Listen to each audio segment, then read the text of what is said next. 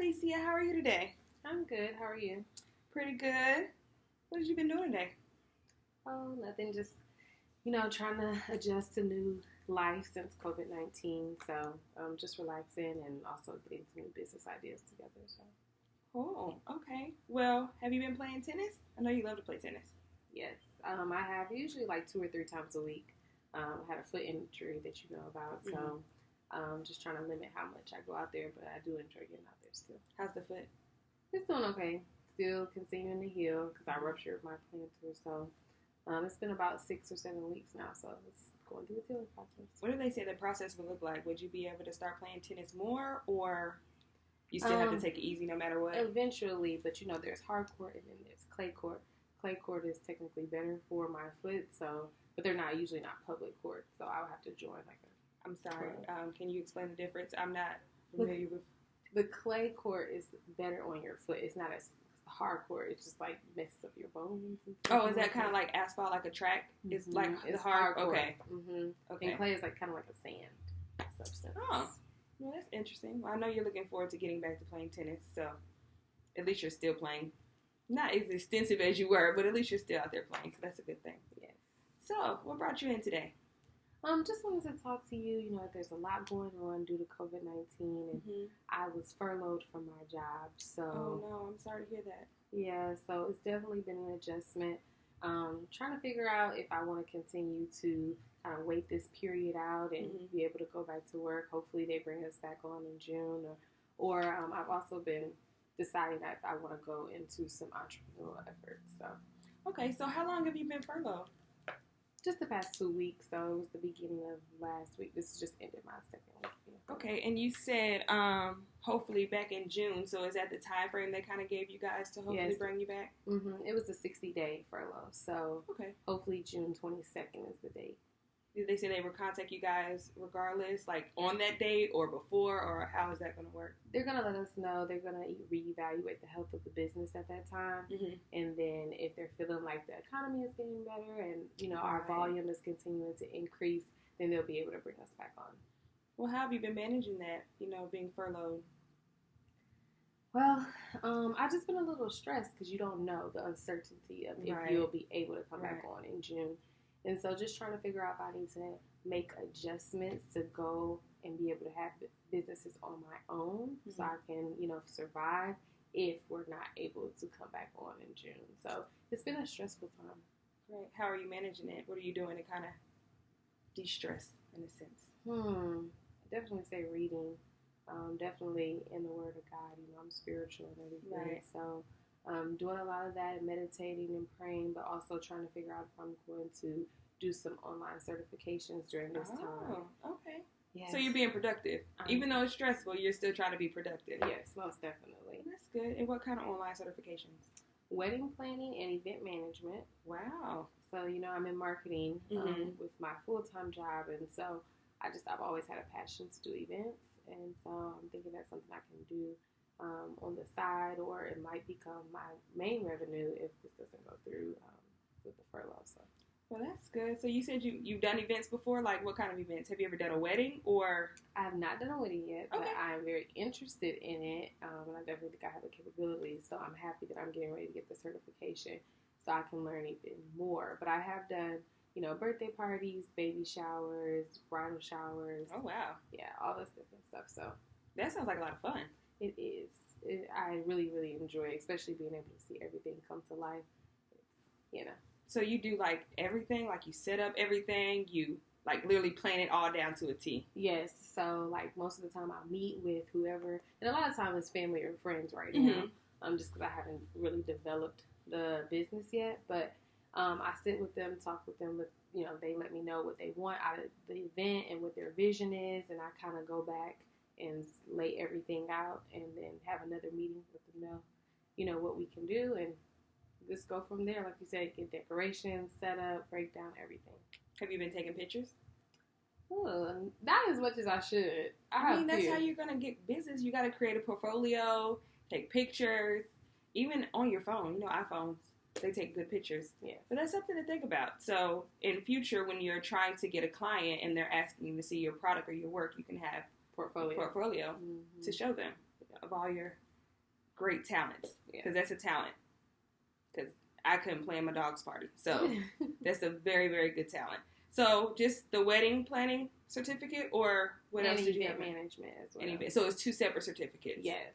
Cool. So how long does it usually take for you to accomplish that? Well, I guess it depends on how much time you want to dedicate towards it each day. So both of them are 10 to 15 hours of modules, like the actual lessons on there. Okay. And then you also have quizzes to take and everything, so that will take additional time. So they say people can get it done in 2 weeks, but some people take up to 4 or 6. So it just depends on how much time. So it's kind of like at your own pace, depending on how much you want to put into it. Right. Are you looking to try to do it in 2 weeks, or do you want to give yourself like the 4 to 6 weeks kind of stretch? I'll probably land in the 3 to 4. In the middle? Yes. Not too much stress on yourself. Okay. Well, good luck with that. That's amazing. But also, you mentioned entrepreneurship. So I know you want to do the wedding and the event planning, but is there something else you're trying to add to that, or is that your main focus? I would say that event management overall is my main focus. I think that I can dive into weddings and continue to progress and learn about those, but I already know I can bring an event to life. But I also want to invest in a photo booth. That's one of the other things that I wanted to do. I've been researching, and because at every event, usually people nowadays are having photo booths there to capture their memories. Oh, so you mean like the photo booth where you can pick different effects and things like that, and have the different things you put on your face and all that? Right, all the different filters. If there's a different theme or a certain theme for the party, for the event, I could customize it so that people are capturing these moments and they have the brand or the logo or the theme of the party on there, or the event on there. And so it's a big thing going on. It's a big market. And I've seen them at a lot of different events I've been to. Yes, and it's so many different kinds. So I just to decide, which one I want to start my business off with, and then maybe continue to build that inventory once that first one is paid off and I'm making a lot of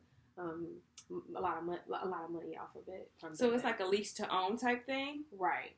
Oh, so I always thought it was companies that would, put them in the event, or the actual building the event was in. It was theirs, so people actually just bring them to events. Yes, so it's a lot of different companies that make and create these photo booths, and people purchase them and then just kind of create their own business and do their own marketing and everything. So since I'm already in the event field, I think that'll give me a double chance to be able to bring everything to life. Right, an extra bonus, because they won't have to go anywhere else. You're kind of have everything in house, so exactly. a one-stop shop. Right. That's really good, and then you seem really excited about it anytime you talk about it. So if you are to go back to work, are you still gonna try to man that too, or how is that gonna look? Yes, I mean, in the beginning, I'm definitely gonna, because that's where I have my stability from my job, my full-time job, and so I definitely will want to keep that, and then just kind of continue to try to build that Photoshop and event planning business on the side.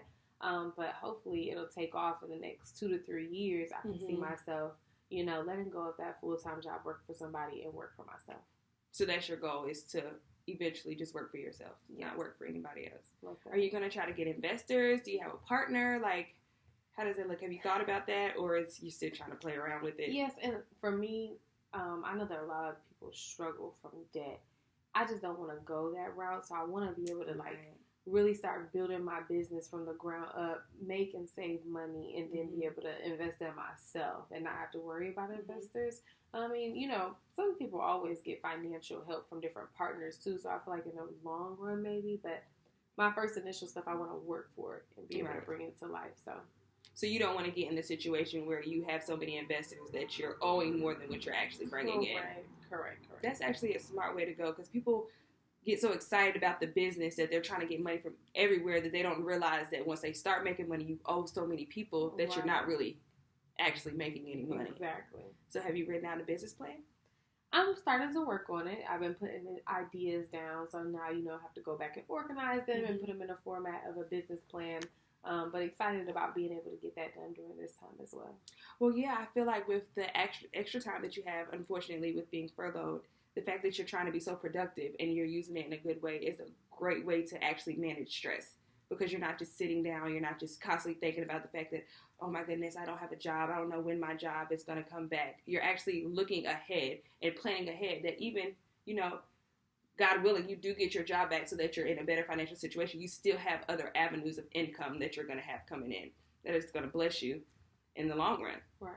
So that's super awesome. So we're going to have a wedding planner, an event planner, and how are you going to, like, in 5 years, once you started, where do you see it going? Like, how do you envision that? Have you thought about it? Well, I mean, a little bit. I want to be able to host, like, also my events where I can be able to have, like, tours and take them to different states and, like, basically big metropolitan areas, like in Atlanta, Dallas, Mm-hmm. you know, Houston, Miami, all these different big places, and be able to have, like, my, like, signature events there as well. So then I'm continuing to promote myself, and then people are still, like, calling and trying to get my services for those other events as well. So I kind of want to be able to lead by example and host like signature events and be able to gain clientele that way. So hopefully in 5 years from now, I'm building that up, and then, you know, maybe I can continue to build my brand and open up different locations in those metro cities. So when you say signature event, what does Allie's signature event, what does that look like? Oh man. Well, since I went to, because I was newly engaged. I know. Congratulations. Thank you. So I've been going to a lot of these bridal shows and wedding shows, and I kind of got a passion. I already started to work on weddings, but that kind of gave me that extra push. Mm-hmm. And I actually loved seeing the bridal shows and the wedding shows and participating in that. And so I'm thinking that I could do kind of like a Black Love edition of a wedding show and a bridal show. So what do you mean by, like, explain it to me? I'm trying to envision it. What do you mean, like, by Black Love edition? So I just want to be able to go and experience it and have, like, a lot of Black-owned vendors, because they can bring a lot of those same talents to the table.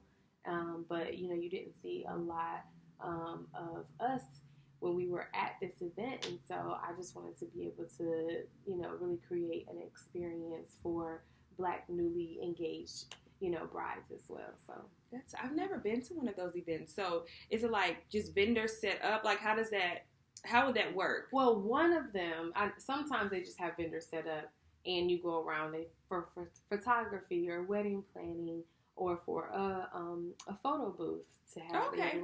Or desserts and cake makers and anything you need for a wedding.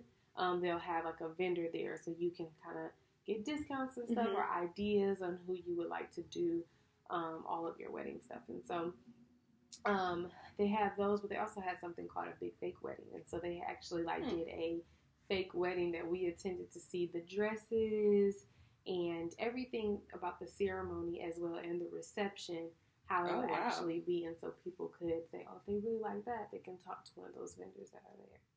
Oh, so it's kind of like giving people ideas. So it's like you walking through and you're trying to get ideas for your wedding and things that so it kind of makes you think of things you might not have thought about. Right.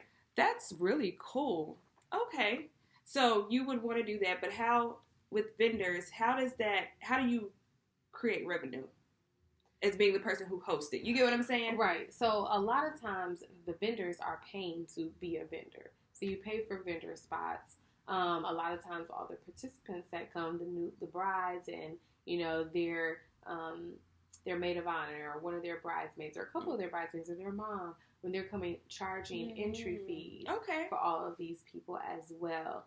And a lot of times the venue itself, we don't have to pay for. A lot of those, for the wedding shows, they don't have to pay for, because they're also, like, the venue itself is a vendor. It's like, this is where you could have your wedding, or this is where you could have your reception. And so they're also trying to promote their location as well. So it's a part of the show, too. Oh, so that's the part of having the mock wedding, so you can see how the actual wedding would flow if you were to pick that venue. Right. That's smart. So everybody's pretty much partnering together trying to sell themselves. Correct. In a sense. And any money that is being spent, as far as the vendors or the participants that are coming, is an income for me. Wow. Okay, so would it be on you to find the venue, and then you would reach out to the vendors, or how do you how do you reach the vendors? Because I know, I can only imagine it's probably a lot of vendors. Right. Well, definitely through marketing. You know, you have Eventbrite and all of these different websites now that you can market and brand yourself, especially social media as well.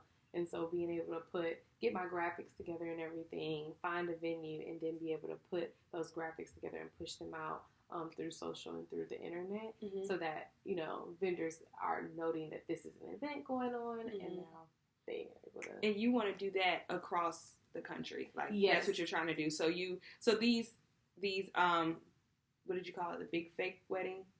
Yes. So they're everywhere. Like they just. Well, they also tour, so they go around as well. So, like, they'll have a stop in Charlotte, and then, you know, 3 days from now have a stop in Atlanta, or, you know, they keep going, keep moving. And so they have to market in each location, because vendors are not traveling with them. They're local vendors. Okay.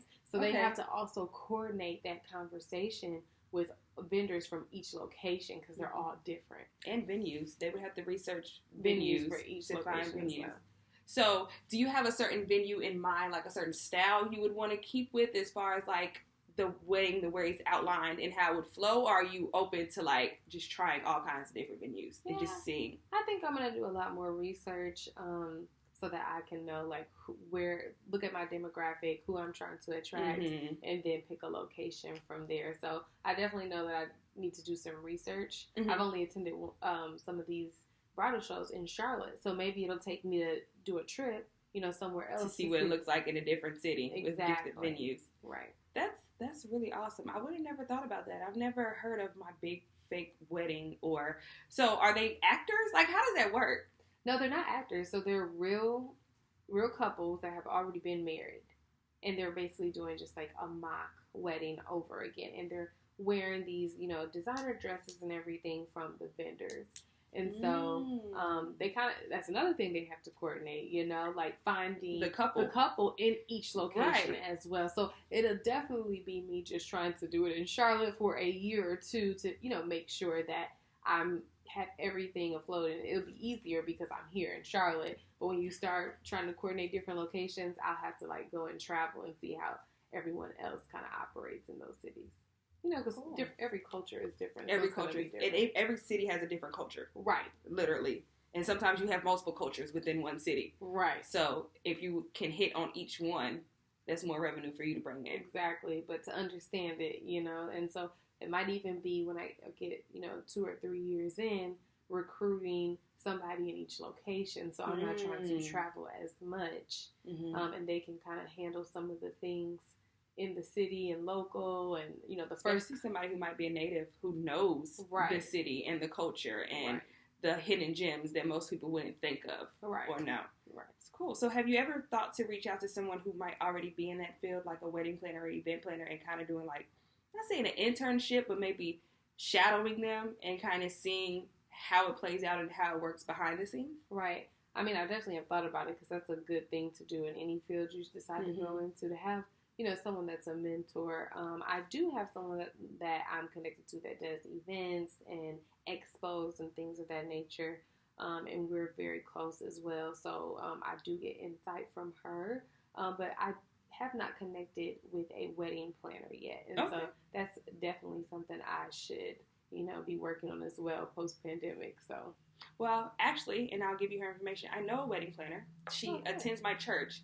She's a really big deal. So I'll speak with her and make sure it's okay that I pass her contact on to you. But I think you would really like working with her. She's African American, and she loves what she does. She's actually done weddings for a lot of my friends, and she's awesome. Her weddings are like out of this world, like jaw dropping, like just so inspired. And I think even if you necessarily might not work with her, maybe just attending one of her weddings and seeing would be really, really cool. Yeah.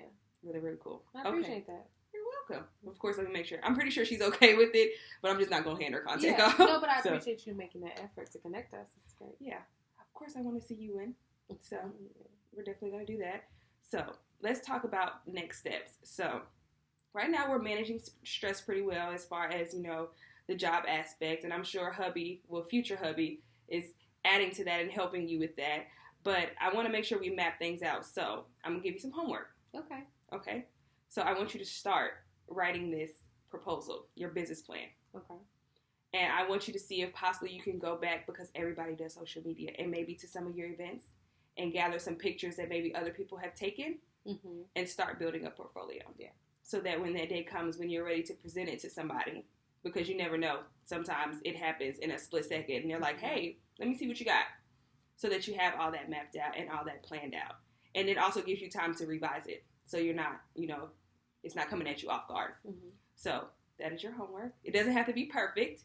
I would prefer for you just to write down a couple things, start the business proposal, and then find some pictures for me. Okay. And bring them in. Sounds good. Sounds good? Yes. Is there anything else you want to talk about before we end today's session? No, I think I'm okay. Think you're okay? Yes. I appreciate your time. Of course. So I know we do every 2 weeks, but I'm going to ask, with everything going on financially, is that still okay with you? Or? Yes. I mean, because this is necessary. Okay. So if I can't have myself right, then I can't work on all of these different projects I have. Absolutely. So this is important. Absolutely. I'm glad you recognize that. So, but if anything changes, please feel free to reach out to me and we'll try to work something out, because I understand with this pandemic, it's stressful on a lot of people. Yeah. Okay? Thank you. You're welcome. It was nice seeing you today. Nice I'll see you later, Alex. All right. Oh, do I?